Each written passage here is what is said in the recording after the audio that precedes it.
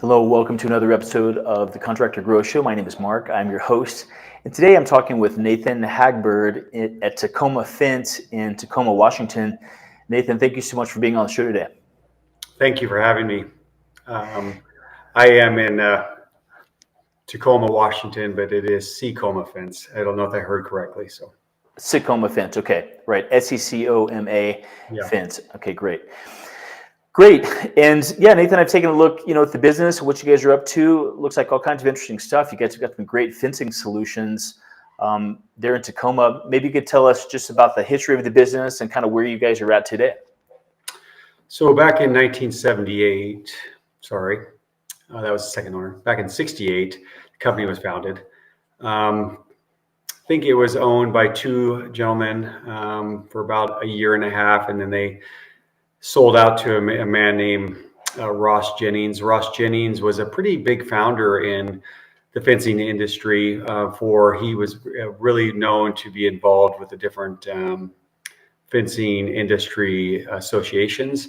I did the national associations, and I think he even did an international associations of fence. So not really certain what that was, or I don't have a lot of understanding of the international fence industry, if that's even in existence today. But he was kind of a pioneer in the idea that he wanted to be a part of that, and it put our name on the map. It also created a lot of windows and opportunities as you go and you present your company to the different industries that need our services. I think he was good at using and leveraging his associations as why we should be preferred as a contractor.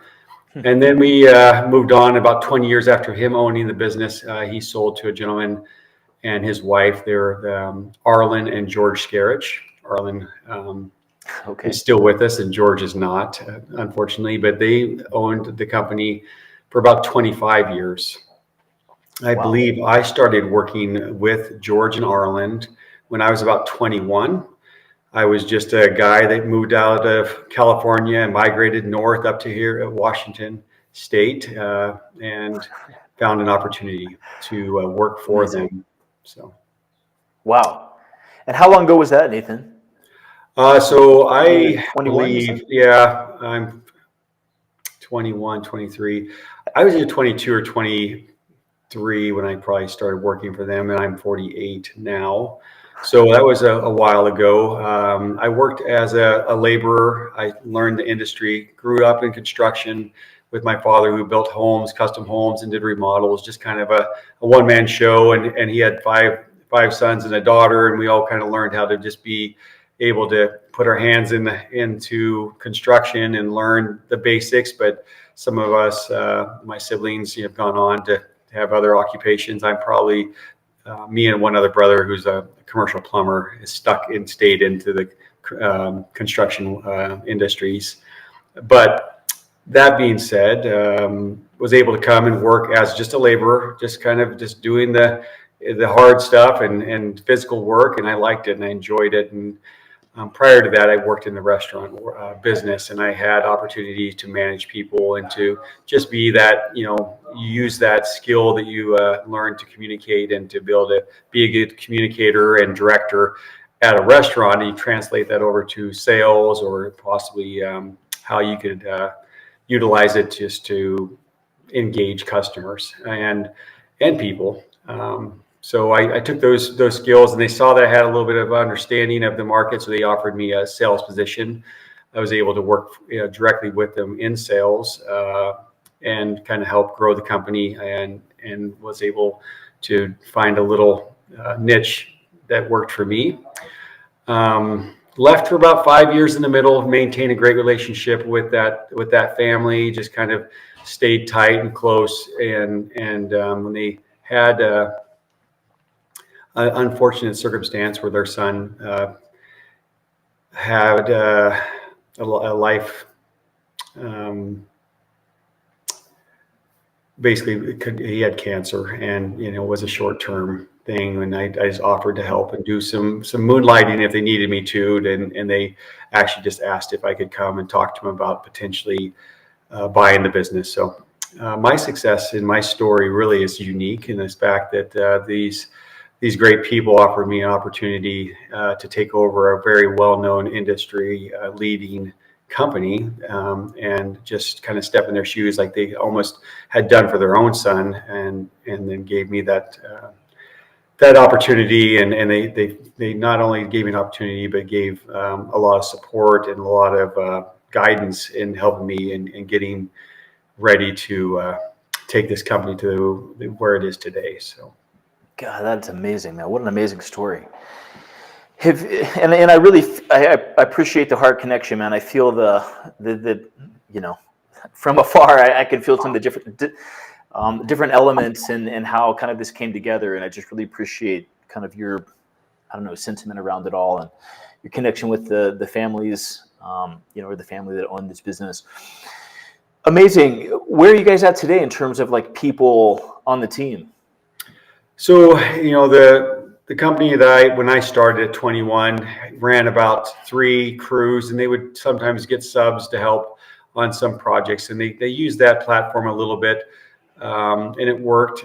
So they would probably go from 3 to 5 crews, being 2-man crews, and depending on the workflow and the projects they had, we definitely like to touch the industrial commercial work as much as possible. We love to do residential work.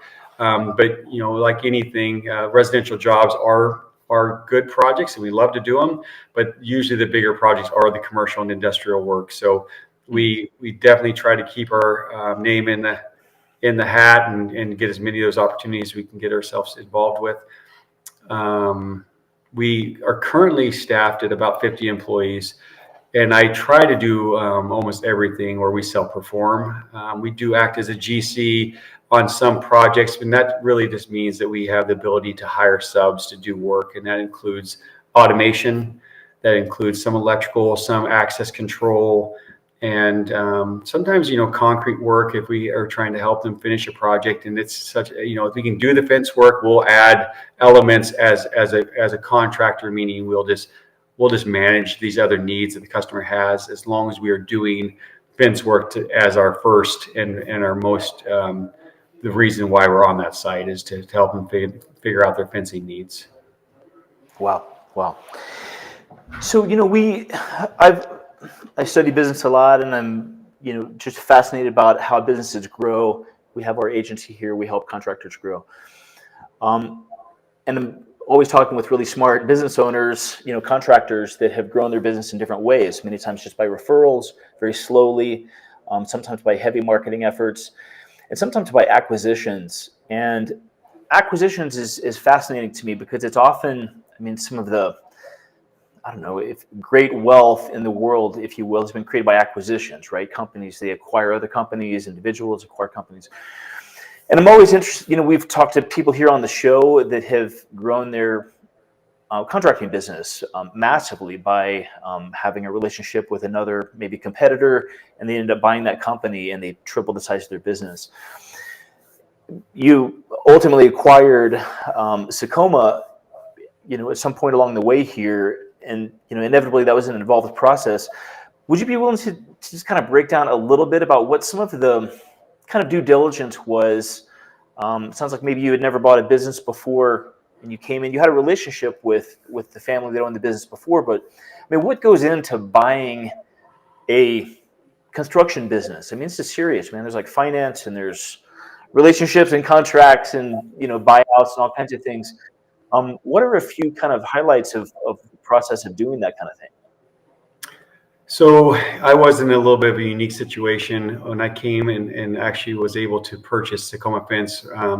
I was about 33 years old, and the opportunity was a lot more, structured based on the opportunity they created. So I didn't have to do the heavy banking or the heavy, you know, figure out where these finances come from. It was kind of more like take on the value that they assessed it at and just make a payment. And that was the beauty of that. And how epic of a position I was in to just say, hey, just show up to work hard, make your payments. We're going to put this over a timeline that is sustainable and built for your success. Great. But along the way, you're right. I have grown this company by having acquisitions, buying other entities. Powder coating is one of those entities that was a fabrication powder coating shop that started about 20, 30 years ago. I think it was originally started, and the name on the front door was the Iron Gate Shop, and then later it transferred hands, and then another owner had it, and they called it Perfection Powder Coating. And now we have that facility and same location, and some of the same employees, but it now is Secoma Powder Coating.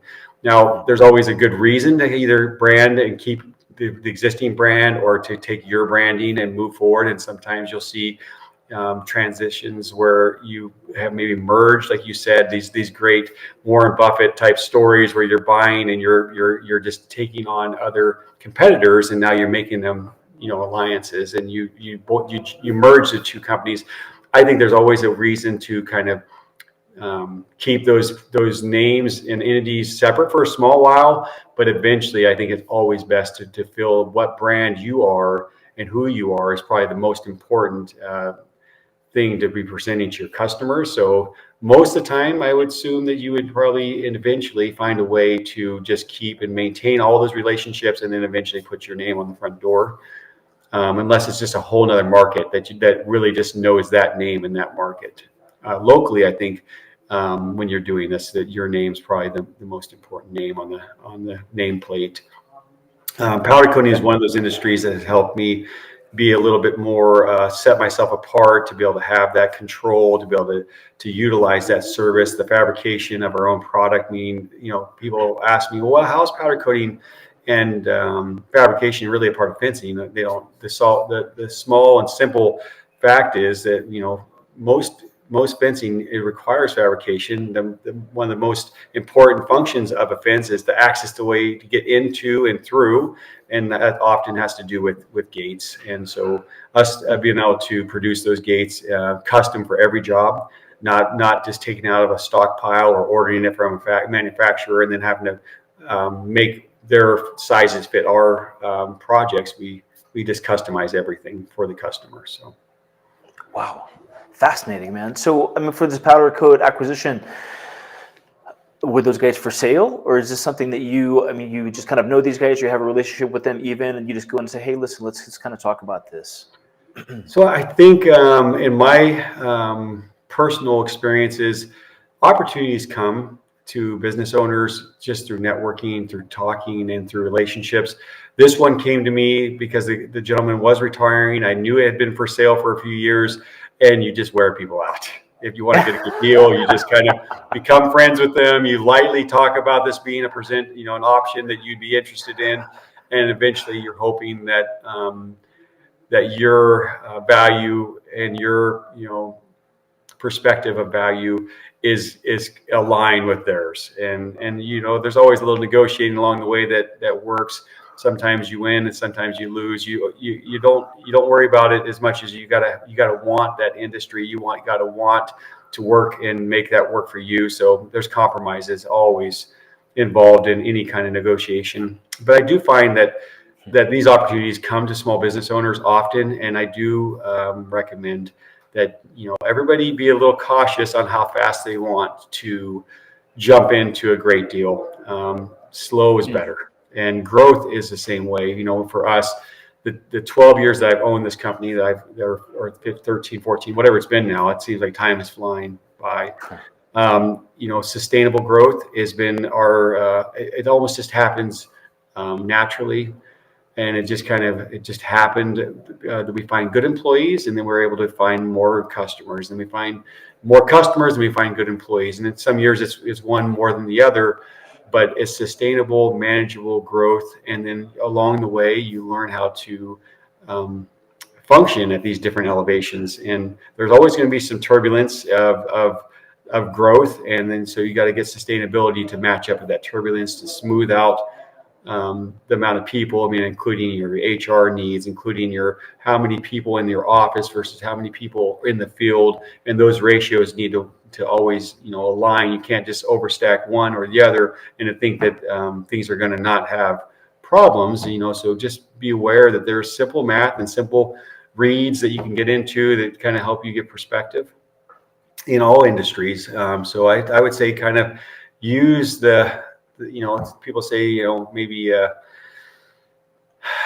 what is it nowadays, we can social media or just good books, but YouTube University is often quoted. I use YouTube for the right nows, but when it comes to longer sustainable transactions, you probably just want to use good references and find good people that have experience, but know that everybody's experiences are different. So you don't ever want to hold somebody accountable for advice they give you. That's really your choice as an owner. You need to own it as soon as you choose a direction.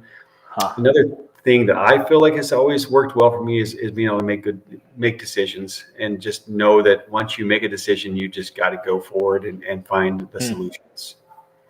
Fascinating. I love it. Regarding you guys' kind of outreach efforts, or just kind of ways of growing the business. I mean, it sounds like a ton of, or maybe all or most of the business is grown by referral. You guys kind of had a client base to start with. I mean, I assume that people aren't getting kind of repeat, kind of fences built at their place, maybe 10 years apart or something somehow. But I mean, outside of referrals, are there any other ways that you've grown the business? Do you guys do any marketing, social media, kind of paid outreach at all? So, for years I used to, people try to solicit me for work. I'd say, hey, I love the idea that you guys have a great, something great to offer. But at the moment, sometimes I have to tell people I'm too busy to even take on more work. So I'm not going to spend money on marketing. In a good economy, you can say that. And that you really, I always thought it was just us, we're just unique. And then I find the last 3 years have been a little more of a struggle. And it's like, oh, I guess I'm not, recession proof. So then we get into, trying to leverage the history of the company and do some marketing. We do have somebody on our staff now that works on our social media and tries to keep ourselves, elevated, at least, actively, posting and making updates to those platforms so that people can see us and see the projects we're currently working on. Is fencing that super exciting? Well, it is to the customer you're working for, and then once you join, if you need a fence, it is, yeah. And once you join their team, sometimes you stay on their thread. So it's kind of nice to grow your connections and know that you're having opportunities to continue to grow your social platform through every customer. And then also you try to get those referrals, along the way. I mean, I think if anybody in that world of trying to update your profile is going to tell you, referrals are going to be, huge for that growth. And so that online presence and the way that I know our Google or different engineering platforms that push these algorithms out are watching for those updates. And if you're actively updating, you'll be found even on Google searches better. Yeah, absolutely. No doubt about that. Fantastic. And I mean, are you guys, we talk with some companies that, I'd say most of the companies we talk to, they're kind of in growth mode. Some companies we talk to, they're really kind of like, look, we're set right where we're at. We're maybe a multi-generational business that is kind of plateaued, and we're happy exactly where we're at, or we're growing very, very slowly. I mean, are you guys thinking about growing some in the next few years? Or are you guys kind of in that really sustainable place of just keeping things even? So Secoma is probably per owner has had over the years have had different levels of work and the amount of work they want to achieve. I know the previous owner was happy with the status they were at for the years. They were the 25 years. They're like, we just got these people, and these are our customers. We just want to maintain those relationships, and we'll take on these residential jobs. And we know that volume equals this each year. I, on the other hand, am very actively always looking to grow, and I do it just because I feel like it helps me achieve some personal goals of just if we can be an industry leader, we should try to reach those goals, and whatever that brings, it brings. And honestly, along the way, as we do good work and as we try to be an industry leader, the growth happens, and it's just more just naturally coming with the growth of the company and just awareness of the company, the opportunities come. I do know that sometimes when you grow, and you get these solicitations. Most business owners would agree that banks are going to call you, that these finance companies want to give you and lend you money. I have a banking institution that we use, and I find that whatever banking institution you're using is usually the best place to get these resources and these needs. All these other platforms, I'm not trying to not create opportunity for them, but the big success is develop a relationship with your personal banker, because if they're the ones that are always going to be able to answer questions and help navigate you through they'll help you grow. And whether you're doing an SBA loan, which I've done once before, or you're able to, just use a different type of a loan if you need it, just know the bankers that you've already associated with, that you already started with at a small level of just a checking account or business checking account, they will help you grow. You leverage any relationship that you have. If you engage your network of people, most of the time people want to see people succeed. I find that if you just let people know what you're trying to accomplish, all kinds of people are willing to help. Amazing. Man, that is amazing advice. It is awesome, Nathan. I don't know, I'm just really feeling it, and I just get the wisdom here. I mean, you've been around doing this for a long, long time. You've been in this industry. You know it very, very well. You developed a great relationship with a family that you had worked with for a long time, and they approached you and said, "Hey, we really trust you. This is what's going on for us. We want, some new ownership here in the company." And that has worked out great for them and for you. And you've gone on and acquired some other companies. I mean, man, it's awesome. I personally have the experience of being able to talk with just a lot of really smart business owners that have created just a great brand for themselves in the marketplace, and just employing people and just helping their community. And I can tell that's what's going on with you too. So, man, it's an honor to talk with you today. Great stuff, Nathan. Thank you. If folks are in the Tacoma area and are looking for a fencing solution, whether it be an industrial or kind of commercial application that a company or a school perhaps is looking for, or if it's a residential homeowner that's looking to get some fencing done at their place, or just learn more about what you guys offer, what are a couple of great ways to get in touch with you guys? So definitely secomafence.com is going to give you our website, and then all of the channels, all the different services should be listed right there. We have a lot of information on our website. You can just reach us out. Our phone number has been the same for about 50 years at 253-926-8600. We answer our phones every day. We have we don't even use the computer system. The fake we're answering the calls. We're open Monday through Friday, and whether you need just a small fitting or advice, our doors are open. We're willing to work through your problems and your projects, whether it's just a material cash sale. We are open to the consumer every day, and we can sell you parts for you to do it yourself. And we just take pride in the $1 sale as much as we do the $100,000 sale, because we just feel like we offer that service that our name will continue to be passed around. And I think that's probably in the fencing industry, that name tag that's on every corner of every fence we install, or just the idea of sharing through an over-the-counter, the name gets passed along. And the more natural it is through referrals and through recommendations, the more likely you're going to get that first opportunity to give a price to produce the project. So that's fantastic. So that's secomafence.com. So it's SECOMA, secomafence.com. And you may get an opportunity to talk with Nathan Hagberg.